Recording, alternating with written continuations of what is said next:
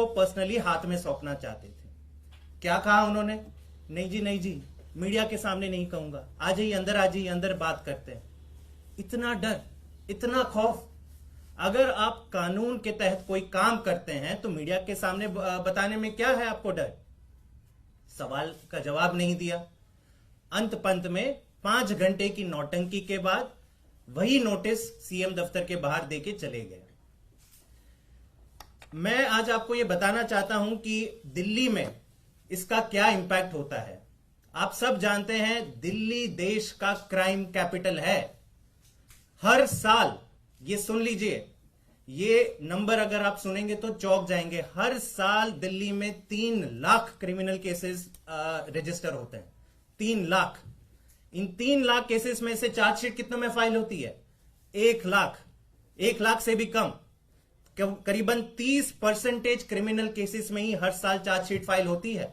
2 lakh cases में तो chargesheet ही file नहीं होती। और ये जो 30% का आंकड़ा है, परसेंटेज ऑफ चार्जशीट फाइल, वो देश भर में सबसे कम है। मतलब दिल्ली में सबसे ज्यादा क्राइम रेट, दिल्ली में सबसे कम चार्जशीट। महिला सुरक्षा की बात करते हैं। Delhi is the rape capital of India. Women crimes against women में दिल्ली का अव्वल नंबर आता है। सारे मेट्रोपॉलिटन सिटीज का अगर आप हिसाब किताब लगा दें तो highest number of crimes against women Delhi में पिछले साल पाए गए 14,158। सीनियर सिटीजन्स की बात करें, सारे देश में सबसे ज्यादा क्राइम अगेंस्ट सीनियर सिटीजन्स कहां रजिस्टर होते हैं? दिल्ली में रजिस्टर होते हैं 1,315 पिछले साल, जो उसके पहले के साल से भी ज्यादा था। क्राइम अगेंस्ट चिल्ड्रन की बात कर लेते हैं। बच्चे कितने सेफ हैं दिल्ली में? दिल्ली में देश भर में highest crime against children report होते हैं हर साल। पिछले साल कितने रजिस्टर हुए? 7,400। और ये हर साल ये आंकड़े बढ़ते जाते हैं। हर साल दिल्ली के टोटल क्रिमिनल केसेस जो भी रजिस्टर हो रहे हैं वो बढ़ते जा रहे हैं। लेकिन दिल्ली पुलिस के क्राइम ब्रांच क्या करती है? बीजेपी के मुख्यालय से कॉल नहीं आया, दर्जन ऑफिसर भेज दो मुख्यमंत्री के घर पर, 5 घंटे उनको खड़े रहने दो, मीडिया के सामने नौटंकी करेंगे, भंगड़ा करेंगे कि आओ हमें शूट करो, हम यहां पे खड़े हैं। और नोटिस का आधार क्या है? जैसे अतिशी जी ने कहा, ना कोई आईपीसी की धारा मेंशन है, ना सीआरपीसी, ना कोई समन्स, ना एफआईआर। एक कोरे कागज पे एक नोटिस या खत लिखकर कह रहे हैं कि नहीं हमें तो मिलना है। तो क्या मुख्यमंत्री और मंत्री दिल्ली सरकार के सारे अपना कामकाज छोड़ दें, केवल और केवल डाकिया का काम करें कि अपने घर के बाहर खड़े रहें कि आइए दिन भर आइए, जो भी खत लेंगे हम आपको पर्सनली सौंपेंगे? हमारी बीजेपी से गुजारिश है, दिल्ली पुलिस के राजनीतिक आकाओं से गुजारिश है कि ये नौटंकी करना बंद करें, दिल्ली के लोगों की सेवा करने दें। दिल्ली के क्राइम ब्रांच के पुलिस ऑफिसर का कोई इसमें दोष नहीं है।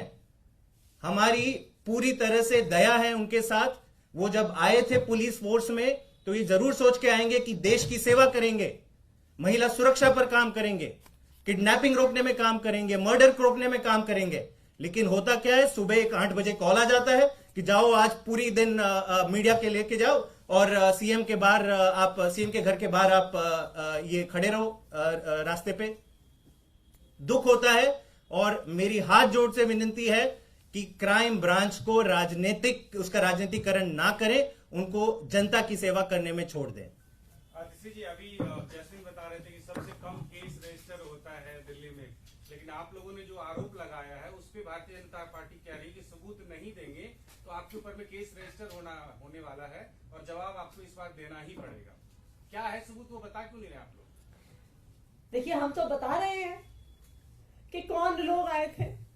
हम तो बता रहे हैं कि वही लोग आए थे जो गोवा में गए थे, वही लोग आए हैं जो कर्नाटका गए थे, वही लोग आए हैं जो तेलंगाना गए थे, वही लोग आए हैं जो मणिपुर गए थे, वही लोग आए हैं जो अरुणाचल प्रदेश गए थे। तो इसलिए ये कोई छुपी हुई बात ही नहीं है कि कौन आया था विधायकों की खरीद फरोख्त करने के लिए।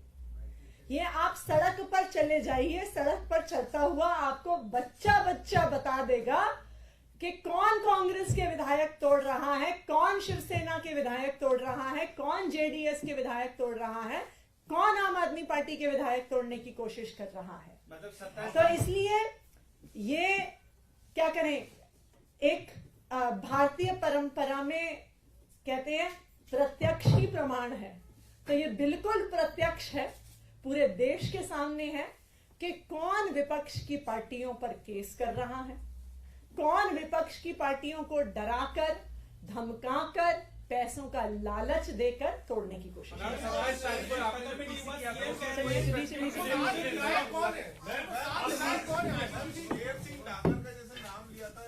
लेंगे समय के साथ वो भी लेंगे।